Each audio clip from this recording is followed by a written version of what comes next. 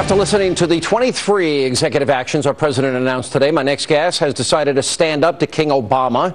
And in a Hannity exclusive, Senator Rand Paul is unveiling new legislation to stop Obama's assault on your Second Amendment rights. He is here to explain it all himself. Kentucky Senator Rand Paul. Senator, you did say that we don't have an imperial president. You did say that he doesn't have the right to do this. How can you stop it?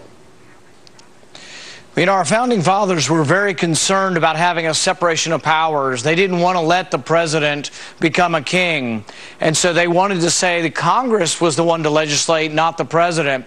So we have a bill that we're going to introduce early next week. And in this bill, we will nullify anything the president does that smacks of legislation. And there are several of the executive orders that appear as if he's writing new law. That cannot happen. We struck down once. The court struck Clinton down for trying this. And I'm afraid that President Obama may have this king complex sort of developing, and we're going to make sure that it doesn't happen. But it's not the first time that he's done this. And there have been I mentioned this earlier in the program. He didn't seek congressional authority when he used military strikes on Libya, recess appointments. The Senate wasn't in recess. He couldn't get the DREAM Act passed, so an executive order to allow illegal immigrants to stay in the country.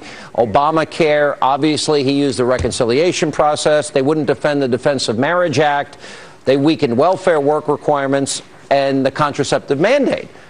He's doing all of this now without congressional approval. So is it unconstitutional in your view? Yes, and I think there's a history of this arrogance, you know, because with regard to environmental extremism, cap and trade, he couldn't get cap and trade through Congress, and now he's trying to do it through regulatory fiat. So, yeah, there's a lot of precedent for this, but it's been a long battle that we've been losing gradually, and even Republican presidents have also usurped their executive privilege to exert more authority than the Constitution gave them. But, you know, our founders looked to Montesquieu, and Montesquieu wrote that there can be no liberty when you combine the executive and legislative powers. You have separation of powers, so the powers check and balance each other. And I'm very concerned about this president. FDR had a little bit of this king complex also. We had to limit FDR finally because he served so many terms that I think he would have ruled in perpetuity. I'm very concerned about this president garnering so much power and arrogance that he thinks he can do whatever he wants. Will any Democrats in the Senate support you? Obviously, you guys are in the minority. And tell us about the legislation. Well, you know, you would hope so, but, you know, when we tried with Libya, when the president went to war in Libya without congressional authority, he did it, and I had a vote in the Senate, and only 10 senators supported me. They were all Republican. So really, this idea of checks and balances and separation of powers should be a fundamental one that Democrats and Republicans alike would support, but I'm afraid that there isn't much support on the Democrat side, but we'll see. On the legislative side of what the president's proposing, even Harry Reid said he didn't think the ban on assault weapons would get through. Do you agree with that analysis? I think so. I think there are a few Democrats that will worry about going home to West Virginia or other states like that and voting for a ban on guns. So I think there is a good chance we can stop his legislative action. I'm concerned he will try to do through regulatory fiat what he can't pass through legislation.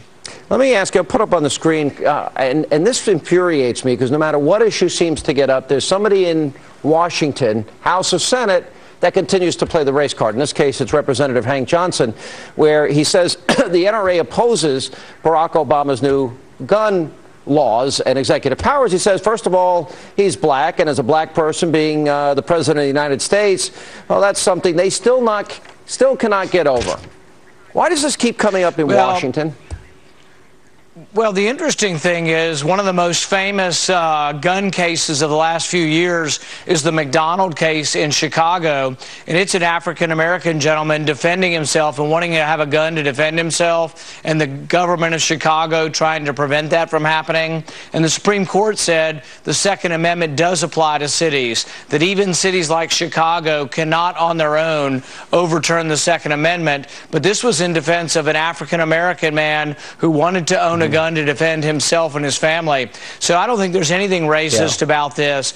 Clarence Thomas an African American, one of our most famous justices, also has written that many of the early cases were white laws trying to take away guns from blacks. Yep. And if you look at the history of his consent in the McDonald and the Heller case, you'll find that really gun laws and gun control laws have been used in the past to try to take away guns from African Americans. So I see no racism at all in this. Yeah, by the way, Jesse Jackson said that assault weapons can shoot down airplanes. That's not true, right, Senator?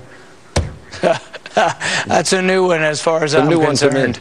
All right, good to see you. Senator Rand Paul, we'll watch your legislation closely. Thanks. Coming up next.